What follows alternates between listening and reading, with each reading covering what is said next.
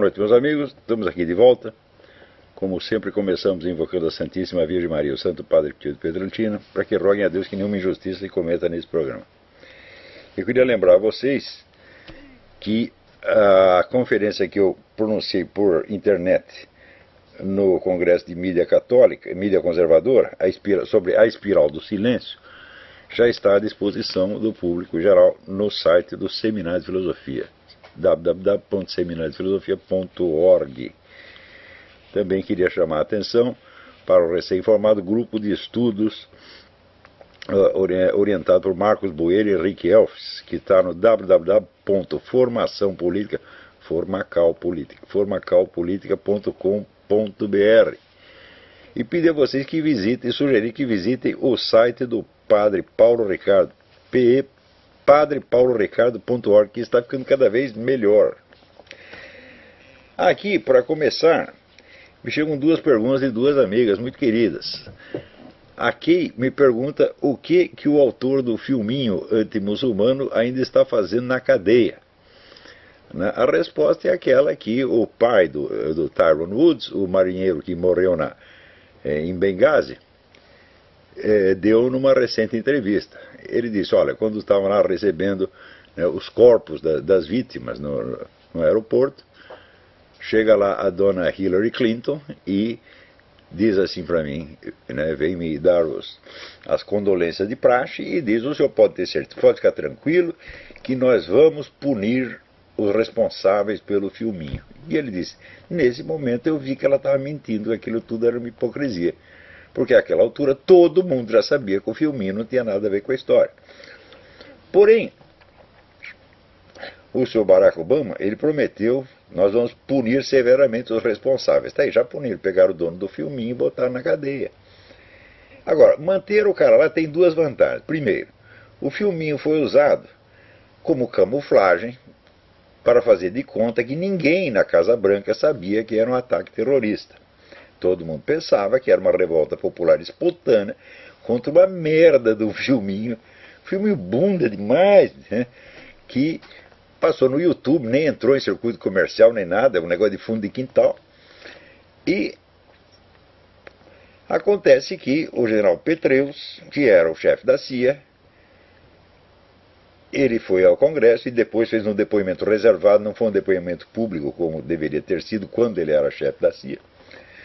E disse o seguinte, olha, no primeiro minuto nós da CIA já informamos o governo que era um ato terrorista premeditado, que não havia protesto popular algum. Daí alguém lá mudou o script da coisa e deu lá para a embaixadora Susan Rice,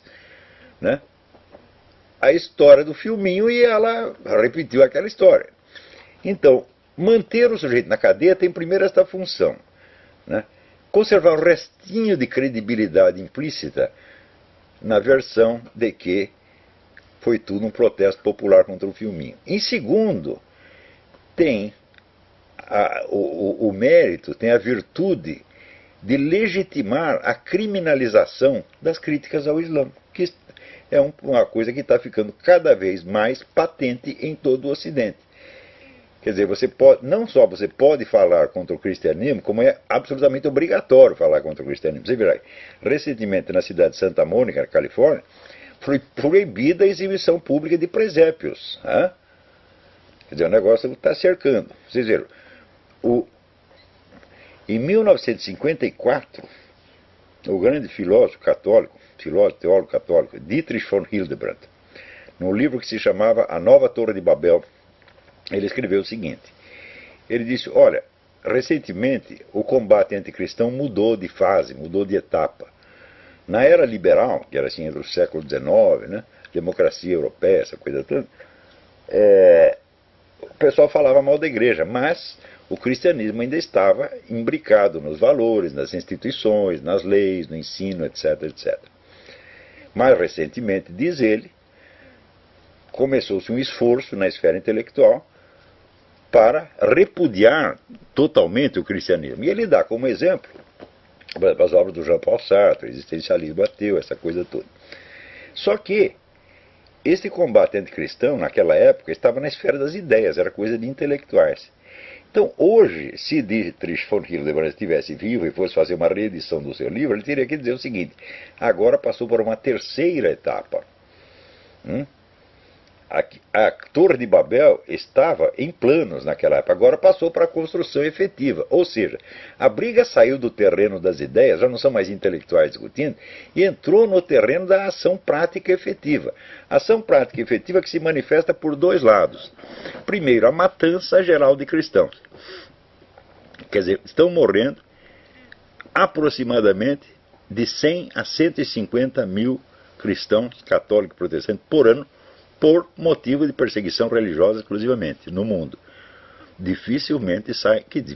Rarissimamente sai uma linha, sai uma notinha na mídia. E segunda expressão do genocídio é o genocídio cultural que se observa no Ocidente, que é a tentativa, o esforço generalizado de destruição sistemática da presença cristã na vida pública. Então, o que está se procurando fazer é implantar em todo o Ocidente um sistema igual ao do Irã, onde você pode ser cristão na sua casa, na sua vida privada, tá certo? Até na privada, você tem que fechar no banheiro para você ser cristão ali dentro. Porque se abriu a boca para falar de cristianismo na vida pública, tu vai para cana. Isto é o que está se implantando no Ocidente desde já, ao mesmo tempo e pelas mesmas vias e através das mesmas pessoas e grupos que estão promovendo leis e campanhas de proteção à religião islâmica, que se tornou intocável. É claro que corre muito dinheiro por baixo disso, né? Então, eu diria que manter o homem do filminho na cadeia tem esta função secundária, já é para reforçar, né, o caráter intocável da religião islâmica. Ou seja, você pode falar contra o cristianismo, você pode falar o que quiser. Agora, contra o Islã, existe o crime de blasfêmia que é punido no Ocidente, nos Estados Unidos. O rapaz está lá por crime de blasfêmia contra a religião islâmica. Agora, contra o cristianismo, você pode fazer imagem de Nossa Senhora cheia de merda, você pode pegar um crucifixo e jogar dentro da urina, você pode fazer o que você quiser, porra. E é aplaudido e tem verba pública para fazer isso. Então, isso é um bom motivo para manter o menino na cadeia. É para lembrar as pessoas, sutilmente, olha, não abra a boca contra o Islã porque nós te pegamos. Quer dizer, a lealdade do seu Barack Obama, né, ao radicalismo islâmico é uma coisa notória. Inclusive, você vê, o que estava fazendo em Benghazi o embaixador Chris Stevens? Ele estava lá distribuindo armas aos chamados insurgentes, entre os quais há inúmeros membros do Hamas e da Al-Qaeda, que depois participaram do ataque à alegação. Pior, nos comunicados oficiais, você veja a sutileza do negócio. No comunicado que foi lido pela embaixadora Susan Rice, ela usou a palavra consulado. E eles até disseram, não, nós não alteramos a mensagem que recebemos da CIA. Só trocamos a palavra missão pela palavra consulado. Não havia consulado nenhum em Benghazi. Havia uma missão, um lugar, que era onde o embaixador se encontrava com os representantes dos insurgentes, dos Hamas, etc., para combinar a entrega de armas. Era uma missão, era um lugar assim. Não era um consulado. Fingindo que era um consulado, eles estão o quê? Estão disfarçando, estão camuflando a natureza daquelas instalações, que era o entreposto das armas. Então, o sujeito foi assassinado por aqueles mesmos que ele estava ajudando, e que o governo americano estava ajudando. Então a coisa, sobretudo depois desse depoimento do Petraeus, assume uma dimensão de crime de alta traição. E é por isso mesmo que eles estão tentando camuflar. Quer dizer, foi um crime de alta traição seguido de uma operação abafa geral, é operação desconversa. Quer dizer, a coisa está ficando cada vez pior, porque cada dia aparece o governo dá uma versão nova dos acontecimentos. E até agora, né, não apareceu ninguém para dizer, olha, fui eu que alterei a mensagem, os tópicos que eu recebi da CIA. Fui eu que troquei atentado terrorista por revolta contra o filminho. Isso aí aconteceu sozinho. Pior, né? Teve aquele negócio de que o general Petraeus, ele renunciou porque descobriram que ele tinha um amante, que ele tinha um caso com a sua biógrafa Paula Brodel, né? E ele pediu demissão. Na hora que ele pede demissão, ele foi dispensado de prestar depoimento ao Congresso. é que os deputados não se deixaram enganar e convocaram ele de novo, agora como cidadão privado, para depor, em particular, não foi um depoimento público. Só que daí começou a dar na vista e o FBI imediatamente disse, não, isso foi coincidência, porque nós descobrimos esse caso dele meses atrás. E daí deu com a língua nos dentes. Falou, mas nós decidimos adiar a divulgação da coisa até a eleição, até depois da eleição. Para quê? Para não prejudicar a candidatura do Barack Obama, evitar o escândalo do Barack Obama. E depois da eleição, daí deu pressa de divulgar o caso da Paula Brodel. Para quê? Para tirar o Petreus da CIA e bloquear o depoimento. Até escrevi um artigo comentando isso. O artigo depois ficou desatualizado, eu tive que acrescentar novos, não foi publicado ainda, tive que acrescentar novos detalhes. Mas que foi o timing do FBI foi perfeito, quer dizer, foi para, evidentemente, para proteger Barack Obama. Pior, que houve uma pesquisa de que o noticiário favorável ao Barack Obama, que já é favorável, então ele se tornou muito mais favorável na semana que antecedeu a eleição. Né? E assim vai, porra. Né? Daí esta semana também apareceu um senhor, professor Denzel, da Universidade da Louisiana, professor de matemática, que disse que conferiu as contas feitas pelo Lord Visconde Christopher Monckton e diz que as contas estão certas. Aquelas contas que demonstram que a possibilidade de as irregularidades contidas na certidão de nascimento de Barack Obama serem coincidência são de 1 para 75 trilhões. Né? Então, por aí você vê que... Ora, tem uma coisa que eu observei até. Eu falei, se você enche este país de imigrantes ilegais latino-americanos, o que há de estranho que a política dos Estados Unidos fique cada vez mais parecida com a política latino-americana? Não é isso? Quando o Barack Obama encontrou o Lula e disse, esse é o cara, o Lula é o modelo, o mensalão é o modelo. Quer dizer, virou palhaçada mesmo. A política americana virou um circo, como a política do Brasil, da Venezuela, de Cuba. Quer dizer, é tudo para enganar a trouxa, porra. Agora, uma outra queridíssima amiga minha, a Mila, pergunta, você não acha que o mundo ficou pior depois que as mulheres adquiriram o direito ao voto? Eu digo, olha, eu não sei. Por quê? Aí a situação é muito ambígua, porque as mulheres, em geral, são mais conservadoras do que os homens. Porém, aí entra um segundo fator. A partir da hora em que as mulheres são retiradas de suas casas e vão para as universidades e transformam em professional women, daí a cabeça delas vira completamente e elas ficam louquinhas.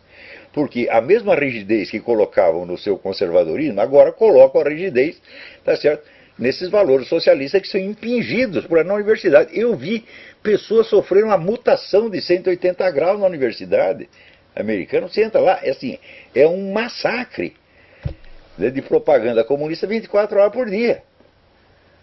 Não é isso? Então, você veja,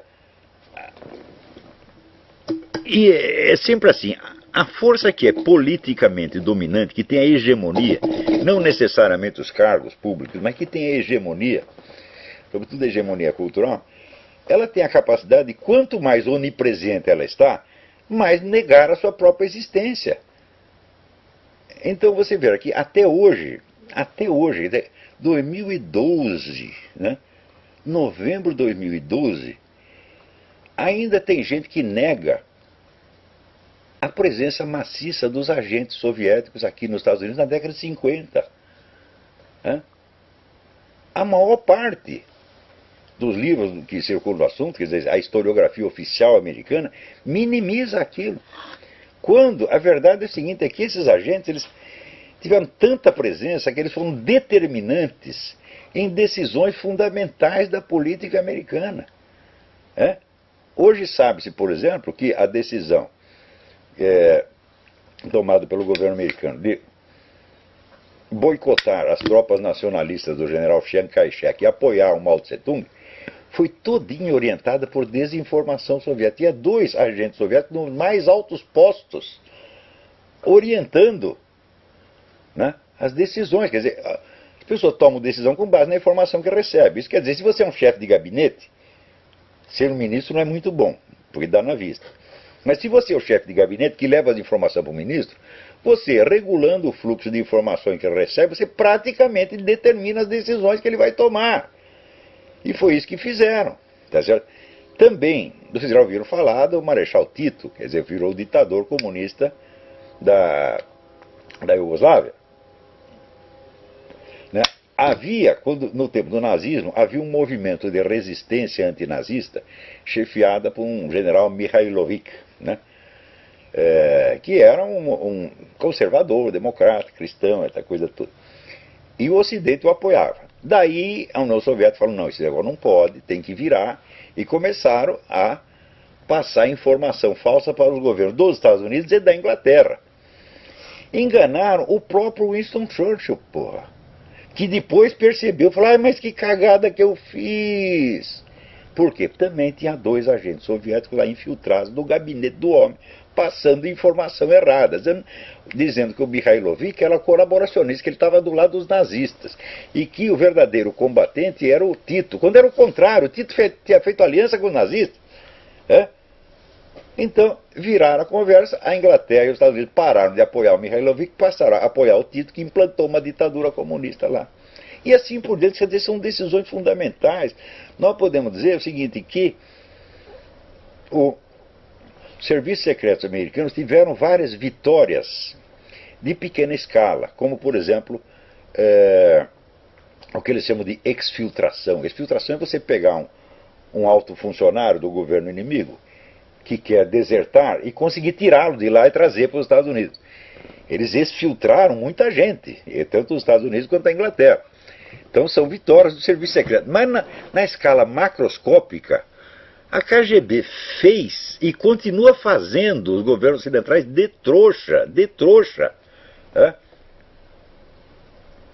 Então, quando caiu, entre aspas, a União Soviética, a coisa mais óbvia era o seguinte: caiu o partido, mas a KGB está intacta. Não demitiram um office boy da KGB. Quem vai mandar nesta merda? A KGB. Pior, ninguém sabe quanto é a verba da KGB. Então é previsível o seguinte: agora virou democracia, nós entramos na liberdade de mercado, vai aparecer um monte de firma fantasma no Ocidente, que é tudo dinheiro da KGB, lavagem de dinheiro da KGB. E, evidentemente, a KGB agora vai ter a sua ação facilitada em todo o Ocidente. Resultado, 3 anos depois da queda, havia acontecido o fenômeno extraordinário da unificação das máfias mundiais. Teve antigamente a guerra de máfias. Sumiu, acabou.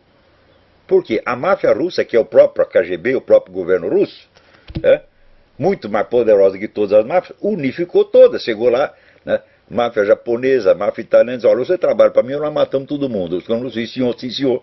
Agora só tem uma máfia mundial, que é a máfia russa, porra. Tudo isso era previsível antes da queda da União Soviética. É claro que vai ser assim. O único jeito de não ser assim é você fazer um imenso tribunal de Nuremberg, tá certo? E punir todos os culpados e desmantelar a KGB, tá certo? E botar todos aqueles caras na cadeia. Era o único jeito. Ninguém quis fazer isso aí. Quando Vladimir Bukovsky entrou nos arquivos de Moscou, e documentou crimes inenarráveis ali, e trouxe para o Ocidente, qual era a resposta dos jornais? Não vamos reabrir velhas feridas, deixa assim. Quer dizer, você imagina o que aconteceria na Alemanha se, quando terminou a guerra, você dissesse, não toca na Gestapo e na SS. A gente tira o governo, mas a Gestapo e a SS fica como está. O que aconteceria? A Alemanha dominaria a Europa em 10 anos, porra. Então, a Rússia é a mesma coisa. Se você não toca na KGB, eles vão mandar, não só na Rússia, como dispondo da rede mundial de colaboradores, porque a KGB tinha 500 mil funcionários dentro da União Soviética, sem contar os membros do Partido Comunista. E a rede de militantes do Partido Comunista do mundo inteiro, que, quando convocado, começavam a trabalhar para a KGB. Resultado, quantos agentes tinha a KGB? Agentes efetivos, 500 mil. Agentes virtuais, não menos de 30 milhões. Espalhados por toda parte, frequentemente em altos postos no governo. Então, o cara que achou, o comunismo acabou, falou, acabou o regime comunista na União, mas o movimento comunista, né, personificado pela KGB, com ou sem esse discurso ideológico, e discurso, que o pessoal troca de discurso ideológico e nem a gente troca de cuecas, tá entendendo? A própria história do marxismo, o marxismo mudou de conteúdo 20 vezes. E a KGB também mudou de nome um monte de vezes. Então, trocar o discurso ideológico, agora estão usando até o discurso da igreja ortodoxa, pô. Agora estão se fazendo até de conservadores, defensores da família. Puta que pariu. Então, era claro que este movimento iria crescer, né, em vez de diminuir. Por quê? Abriu as fronteiras da União Soviética, minha gente. Esse pessoal agora vai para tudo quanto é lugar legalmente. A verba da KGB ninguém jamais conheceu. Ninguém soube qual é a quantidade. Nem o parlamento soviético sabia. Então é a mesma coisa de dizer, é dinheiro ilimitado. Perto da KGB, o Rockefeller é pobre. Essa turma do Bilderberg, provavelmente a KGB tem tanto dinheiro quanto a turma do Bilderberg. Ninguém sabe. Mesmo porque as firmas dessas gente, está tudo misturada com interesses da KGB. Não dá mais para saber quem é quem. Então você criou a expansão universal e a camuflagem universal. Então é neste pé que as coisas estão, né? Mas, voltando às mulheres, o fato é o seguinte, é que os movimentos revolucionários sempre tentaram se aproveitar de mulheres e jovens, tá certo? Mulheres porque são pessoas, vamos dizer, naturalmente, por serem conservadoras, são pessoas que precisam de proteção, buscando proteção. Na hora que você desmantela os casamentos, o que acontece? Você desmantela os casamentos, você deprecia o papel de pai, né, e você proíbe os pais de defender sua própria família. Por exemplo, você não pode reagir a um assalto que você vai pra cana. Tá certo? Você não pode, se alguém xingar a sua mulher na rua, você não pode dar uns tapas no cara, porque ele sai bonito e você vai pra cana. Então você vai cortando as pernas e o saco, tá certo, dos maridos. As mulheres ficam desamparadas, daí aparece o quê? A proteção estatal. A proteção estatal, então o que faz? Joga a mulher contra o marido. É o fenômeno estudado pelo Stephen Baskerville, né? Que é um membro do nosso Instituto Inter-American Institute, que faz um longo estudo sobre a destruição do papel dos pais na sociedade americana. Que hoje a coisa mais fácil é a mulher botar o seu marido, desgraçar a vida do marido. Ela chega na delegacia e diz, olha, ele ameaçou me bater. Então, como medida cautelar, o sujeito é retirado da casa, não pode se aproximar num raio de 2 quilômetros e tem que pagar 80% do seu salário de pensão de alimentos e só pode ver os filhos em certas datas, às vezes nem isto. Se telefonar para o filho fora do dia, vai para a cana. Então, quer dizer, é a destruição do papel do pai.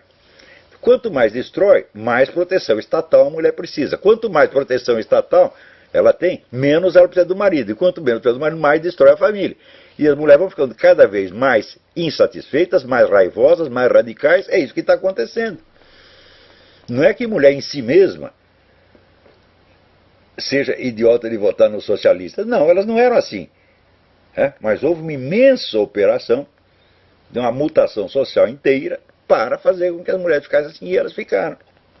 Aquilo deu nisso. Né?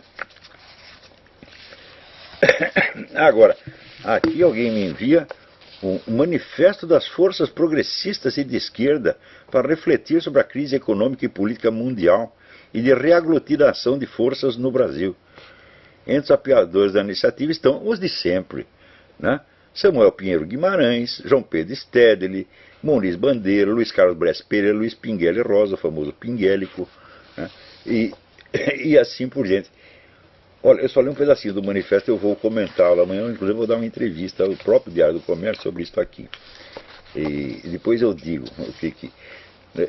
Pelo que eu li aqui, vamos dizer, é aquela análise convencional, comunista, clássica, sobre o imperialismo americano, aquela besteirada toda, né? Que o pessoal vive disso e precisa disso, né? Agora, aqui nos chegam duas notícias do ensino brasileiro, né? Primeiro, os brasileiros, eu lembro o seguinte, que quando eu estava na Romênia, todo mundo falava francês. Daí eu falava onde você aprendeu. Daí eu sujeito com o maior orgulho dizia o seguinte, eu tive 2 anos de francês no ginásio. No Brasil, os filhos das putas têm 8 anos de inglês. 2 ou 3 aulas por semana e não falam inglês, não são capazes de escrever uma linha em inglês sem cometer 10 erros. E se você pergunta alguma coisa para eles na rua em inglês, eles não sabem o que você está falando. O que há? Acontece o seguinte, que a cultura brasileira ela é contra o conhecimento. Isso é assim desde o tempo da colônia. E ninguém fez nada para mudar isso. Daí o pessoal fala, não, nós precisamos fazer uma campanha para incentivar o gosto pela leitura. Eu digo, hã? O gosto pela leitura? Mas o pessoal lê Playboy, lê o Almanac da Mônica, né? Lê a sessão de esportes. O pessoal lê pra caralho. O movimento editorial no Brasil não está ruim. Mas você só lê merda, porra. Hã? Então, quer dizer, existe um famoso estudo de um crítico inglês chamado Richard Hogarth, que fez essa pergunta. Olha, agora toda a classe operária está alfabetizada, mas vamos ver o que eles estão lendo. Então era fotonovela, era livrinho de pornografia. Então criou-se um novo analfabetismo. E no Brasil, alfabetizar as pessoas é dar a eles esse novo analfabetismo. Quer dizer, isso foi observado na Inglaterra 70 anos atrás, os caras imediatamente botaram a mão na cabeça e viram que tinham que tomar uma providência. No Brasil, a melhor maneira de garantir que o sujeito vai permanecer em culto é mandá-lo para a escola, porra. Sobretudo para a universidade. Né? Você vê, essa semana mesmo eu estava comentando na minha aula do Seminário de Filosofia, eu comentei uma discussão que houve num grupo, uma lista chamada Lógicos do Brasil, uma lista de 400 professores de lógica, comentando coisas que eles afirmam que eu teria dito, e que eu nunca disse.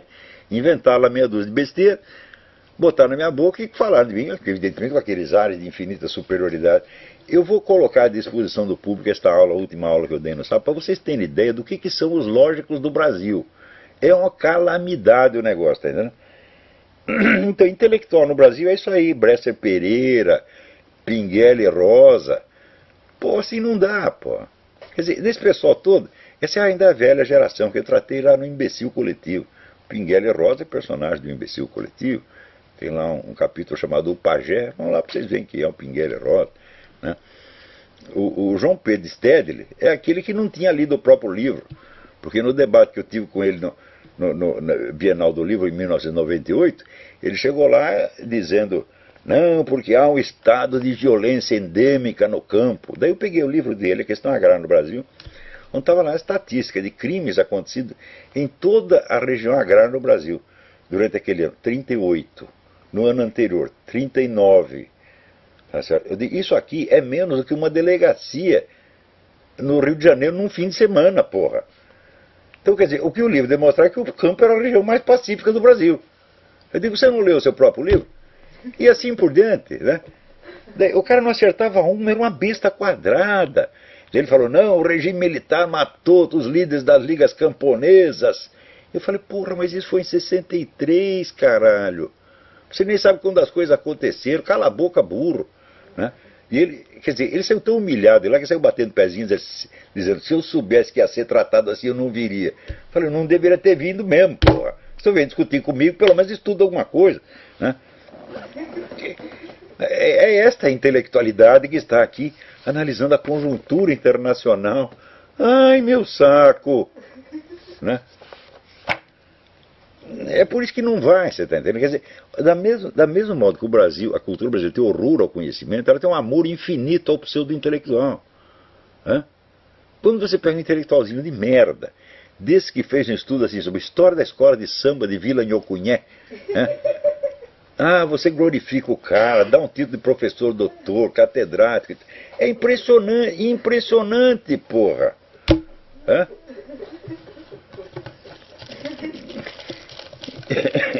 Então, vocês leem os livros do Lima Barreto, que já documentou, o Brasil em 1910 já era assim, agora piorou muito. Quando votaram no Lula, oficializaram a situação. Votar no Lula por quê? Porque ele é um semi-analfabeto, porque ele é um incapaz. Porque se você elege uma pessoa capaz, depois você fica com inveja dela. Então vamos votar num cara que a gente não precisa invejar. Um que é tão burro, tão incapaz quanto nós. Porque daí a gente sente assim, o que ele está fazendo eu também poderia fazer. E isso é tremendamente reconfortante para todo mundo. Né? Agora, aqui antes de eu acender cigarro, deixa eu informar para você que aqui nos Estados Unidos, que está se brasilianizando com uma rapidez impressionante, né, a saúde pública está considerando uma licença para fumantes. Quer dizer, você vai, para fumar, você vai ter que ter uma carteirinha. E você vai ter um limite da quantidade de cigarros que você vai precisar comprar, que você vai poder comprar. Não é uma coisa maravilhosa? Ao mesmo tempo, 2 estados já liberaram a maconha, e você vê, o próprio presidente do México disse assim: porra, assim vocês me desmoralizam, porra. Porque se nós estamos fazendo um baita esforço para os caras não passar a fronteira com a maconha, mas vocês legalizam a maconha, como é que eu vou prender os caras agora? Então, esses grupos antitabagistas são os mesmos que são a favor da liberação da maconha e da cocaína. Se você não perceber ainda isso, você investiga um pouco, você vai ver que é sempre as mesmas forças políticas, os mesmos grupos. Os caras estão simplesmente querendo mudar o vício da humanidade. Não é isso? Então, isso tem uma significação cultural, porque a difusão do fumo, né, veio na época de crescimento das democracias. Então, o fumo é o vício das pessoas que discutem, que falam, que pensam, falam pelos cotovelos, etc, etc. Agora, né, todo mundo vai ter que virar bicho grilo. Né? Em vez de ler, discutir, os caras vão ficar naquele estado nirvânico. É assim, é isso que eles querem, porra. É o cidadão perfeito da nova ordem mundial, um idiota completo. Né?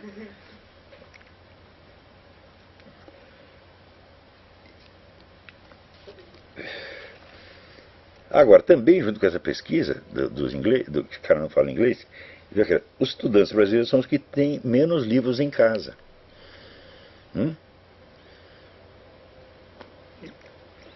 Eu lembro daquele programa do Flávio Cavalcante, que foi para um grupo lá de músicos chamado Camisinhas de Vênus. E o Flávio Cavalcante, que era ranheta pra caramba, disse: pode que você usa analfabeto, nunca leram um livro na vida. Aí o cara falou: eu li um livro sim, seu Flávio. Qual é o livro que você leu? Mickey vai à Disneylândia.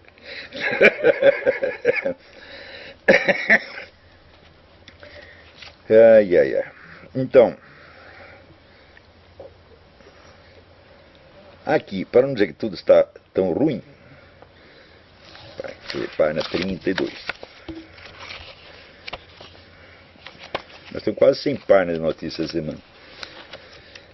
Médicos canadenses conseguiram conversar com o paciente que está em estado vegetativo há mais de uma década através de escaneamento do cérebro. Eles falavam com o cara e, conforme a região do cérebro que reagia, o paciente lhes dava a resposta sim ou não. O homem estava perfeitamente consciente. Respondeu várias perguntas e houve uma comunicação bastante razoável entre os médicos e o paciente. Agora vocês imaginam a terra esquiavo ouvindo os seus parentes em volta tramarem a morte dela. Ela ouviu tudo, entendeu tudo, como qualquer paciente nesta condição está consciente. Ele só não tem os meios de comunicação. Né? Então, hoje em dia, só idiotas aceitam a ideia de que a consciência é um produto do cérebro. A tendência mais forte hoje entre os psicólogos, pelo menos aqui nos Estados Unidos, é reconhecer que eles não têm uma explicação cerebral para todos os fenômenos mentais, que tem muitos fenômenos que são perfeitamente independentes do cérebro. Né? E isso aqui eu creio que já é uma tendência majoritária, embora não a tendência oficial.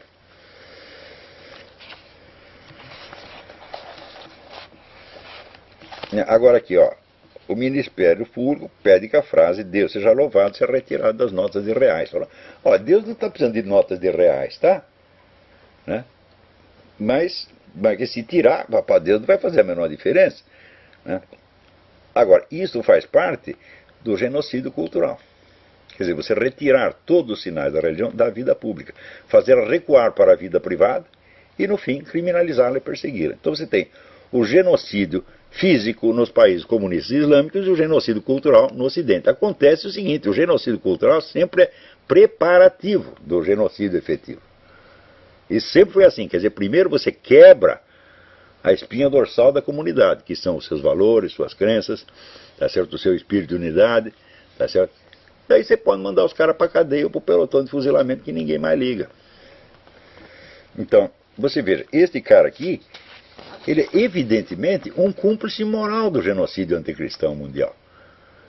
E a mídia, quando não noticia o que está acontecendo, o silêncio, né, deliberado, também é colaboração com o genocídio. Se vocês estudarem a legislação internacional a respeito, vocês verão que todas estas condutas, quando praticadas contra os judeus, foram consideradas cumplicidade e crime. Só que os cristãos são bestas, eles não se lembram de usar a lei em favor deles. Mas estudem a legislação internacional e vocês poderão legitimamente acusar todas essas pessoas, toda essa perseguição anticristã, de cumplicidade com o genocídio anticristão no mundo. Porque, como disse recentemente a primeira-ministra da Alemanha, Angela Merkel, ela disse claramente, olha, a comunidade cristã é a mais perseguida do mundo. É claro que há. Nenhuma outra comunidade tem 150 mil vítimas por ano. Nem mesmo em guerra. Quer dizer, isso aí, 150 mil vítimas por ano, isso aí são 6 guerras do Iraque por ano contra os cristãos. Agora, quando morre um desgraçado, um terrorista, ou quando você abre a boca para falar dos assassinos de cristãos, todo mundo se escandaliza, isso é perseguição, é racismo, é eurocentrismo, é não sei o que. Quer dizer, agora, se o pessoal cristão não quer se defender, ou não quer acreditar no que está acontecendo, então eles mesmos se tornam cúmplices da sua própria liquidação. Então daí, se você quer morrer, meu filho, ninguém segura. Agora, aqui também vem uma estatística de que em 6 anos triplicou o número de membros do PCC. Mas é claro, mas isso é uma carreira de futuro. Os caras não têm emprego. No Brasil, você tira diploma de engenheiro e vai trabalhar de frentista de posto de gasolina. Mesmo porque o curso de engenharia dele é uma merda. Né? As empresas todas se queixam que não encontram pessoas qualificadas. Então o sujeito sai com aquela pseudo-qualificação, como essa que tem os lógicos da lista Lógicos do Brasil, e encontra emprego universitário. Isso aí sim, sempre tem. Sempre tem lugar para mais um. Né? O Brasil é recordista de professor universitário per capita no mundo. Né? Mas quando quer emprego na indústria, a indústria não pode aceitar porque ele não tem qualificação. Então o que é que faz as indústrias? Estão chamando gente do exterior para trabalhar no Brasil. Né? Então, os caras não têm emprego, vivem numa situação inferior ao seu grau universitário e naturalmente ficam cada vez mais revoltadinhos. Né? Então, para onde eles acabam indo? Vamos trabalhar no PCC, pois isso aí dá futuro.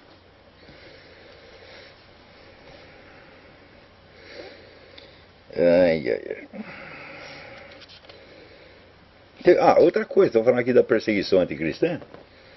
O Barack Obama, umas semanas atrás, ele disse o seguinte, ele fez aquele regulamento do Medicare que obriga todas as firmas a darem assistência para as suas funcionárias que queiram praticar aborto. Então, evidentemente, os empresários pequenos e grandes que são cristãos dizem, não, eu não posso colaborar com isso que viola a minha consciência. Daí o Barack Obama disse o seguinte, diz que a primeira emenda, né, que protege a liberdade religiosa, não se aplica a empresas e instituições. Isso quer dizer que se você tem uma pastelaria, né, e tem um empregado que quer abortar, você é obrigado a pagar o aborto dela, contra a sua consciência. Claro que isso faz parte do genocídio anticristão. Quem é que não está vendo? O que falta é alguém que reúna todas estas manifestações e perceba a articulação de umas com as outras. Por quê?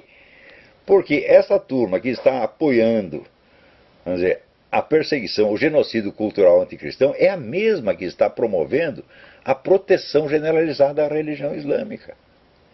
Tudo isso está muito articulado, gente. E os países islâmicos são justamente os que estão matando cristãos. Então, tudo isto tem conexão entre si. Não são fenômenos separados. Não são puras coincidências. Né? Ora, puras coincidências, meu filho, são mais raras do que você imagina. Né? O ser humano não faz nada que não seja de algum modo premeditado. Toda ação humana tem que ser pensada, primeiro você tem que pensar para depois fazer. Isso é assim para tudo que existe. Portanto, toda ação humana reflete um intuito, um objetivo, tem uma razão de ser e tem um agente. Não, as coisas não acontecem assim, não caem do céu as ações prontas, né?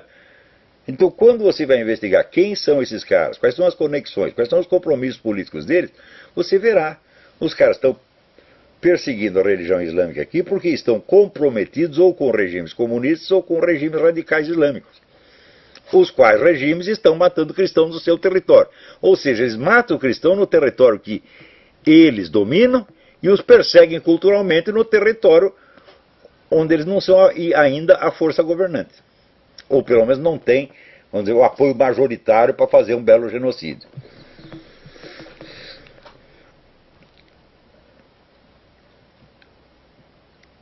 Então,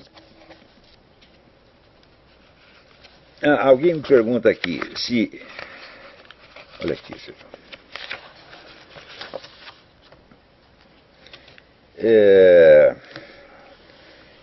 Pergunta se, de fato,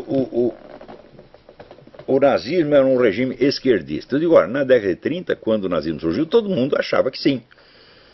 Era a conversa natural. Havia a Revolução Soviética e havia a Revolução Alemã.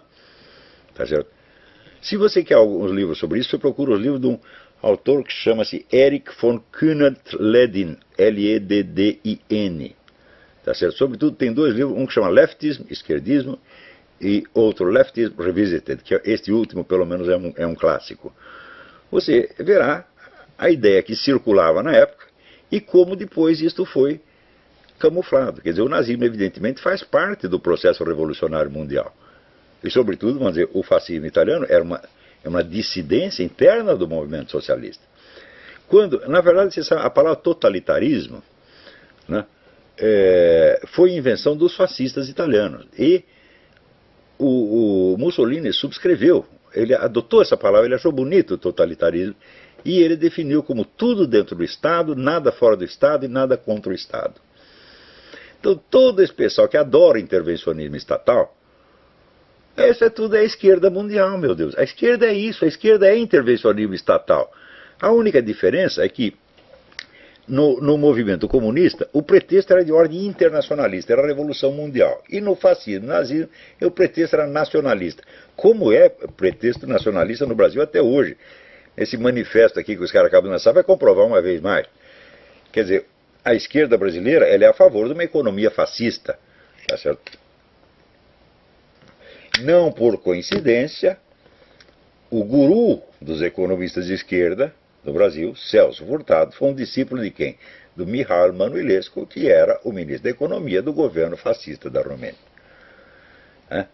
Então, inclusive a aliança que houve entre os comunistas e Getúlio Vargas, depois de terem sido inimigos durante um tempo, não é nada de estranhar, porque essa síntese de socialismo e fascismo é o que funciona no Brasil, meu Deus do céu.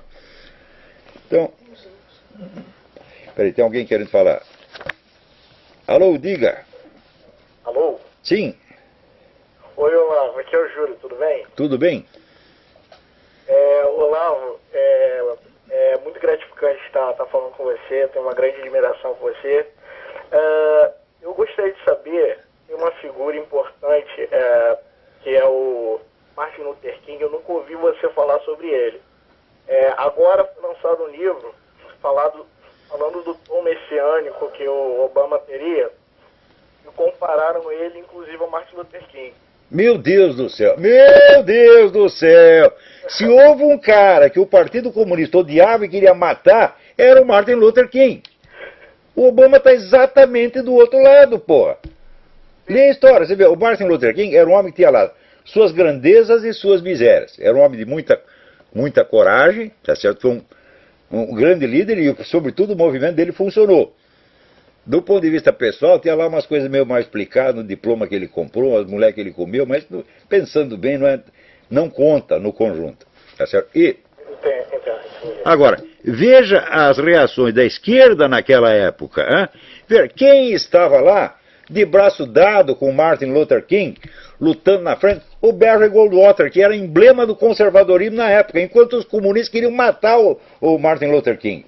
Daí vem os caras comparam Obama com Martin Luther King. Ah, Martin Luther King, o caralho! Pô, você tá do outro lado, você tá usurpando a fama de um grande homem, pô.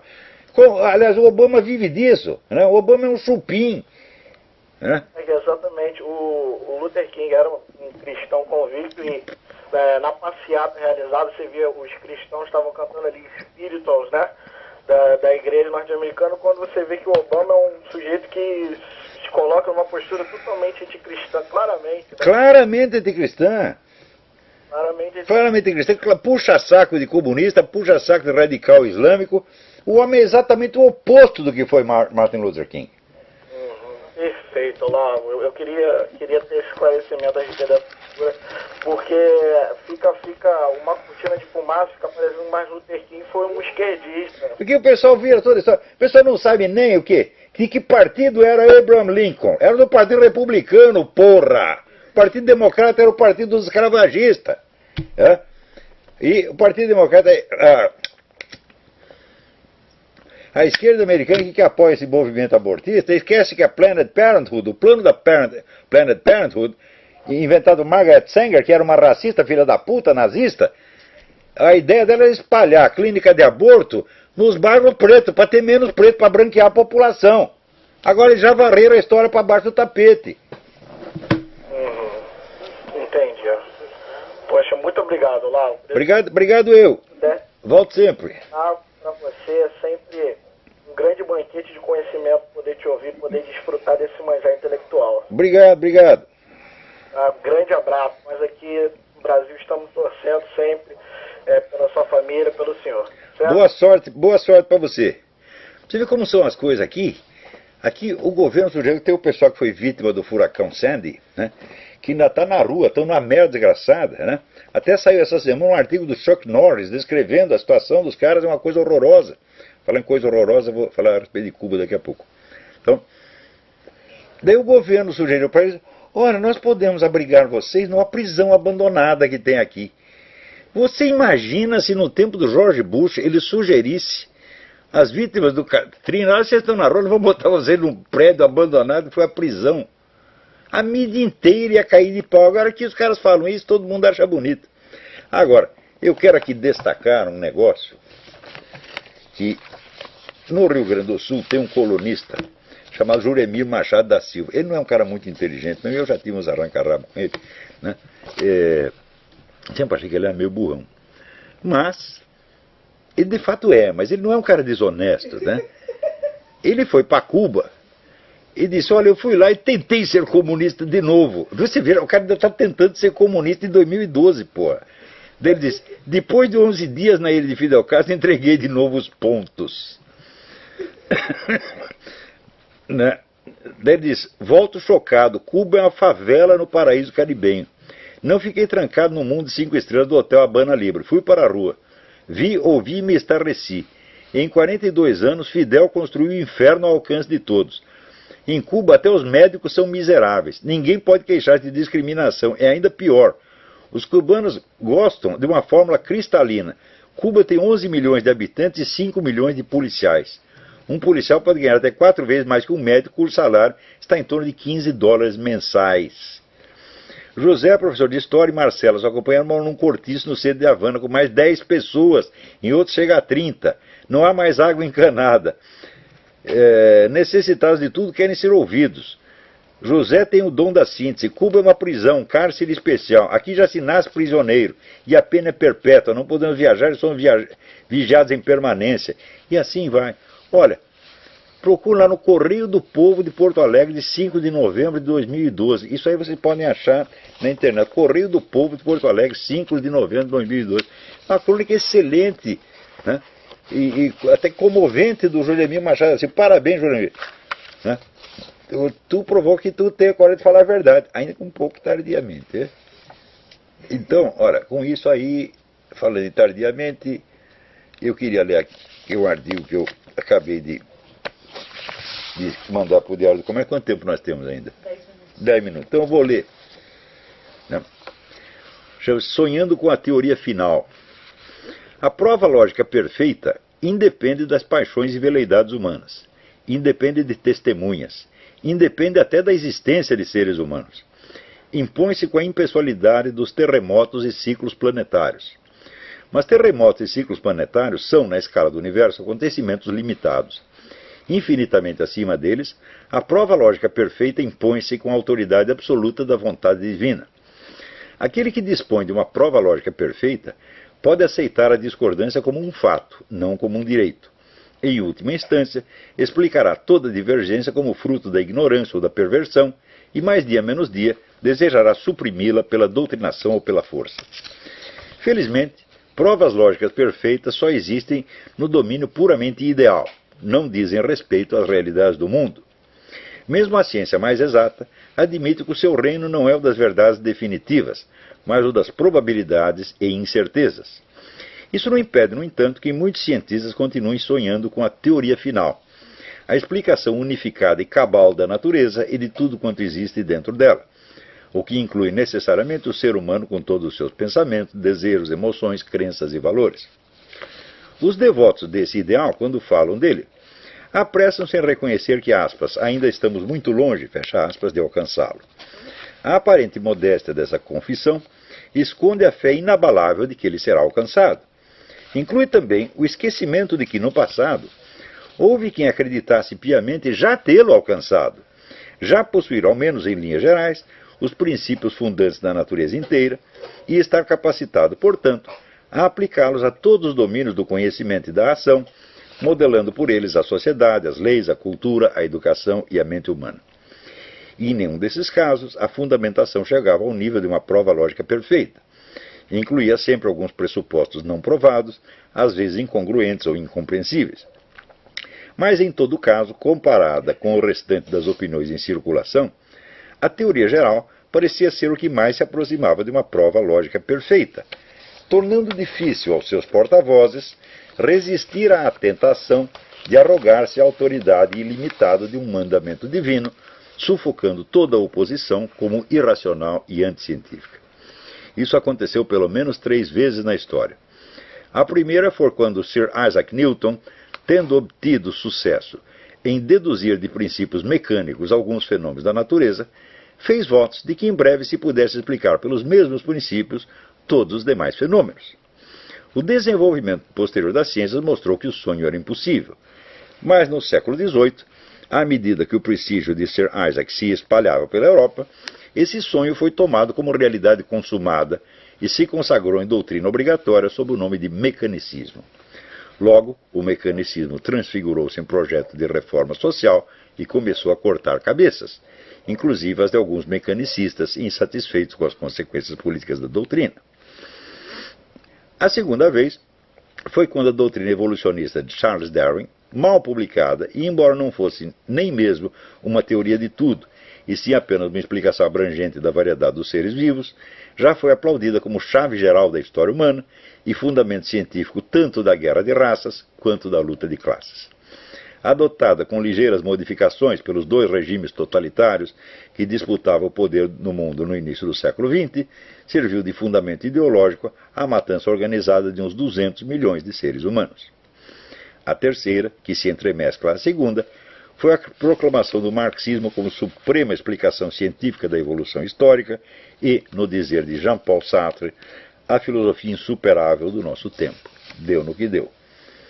Nos 3 casos, é inócua a tentativa piedosa de cavar um fosso intransponível entre o núcleo, aspas, puramente científico, fecha aspas, dessas teorias, e os seus efeitos históricos sociais maléficos, atribuindo estes últimos exclusivamente à distorção ideológica superveniente e à contaminação da pseudociência.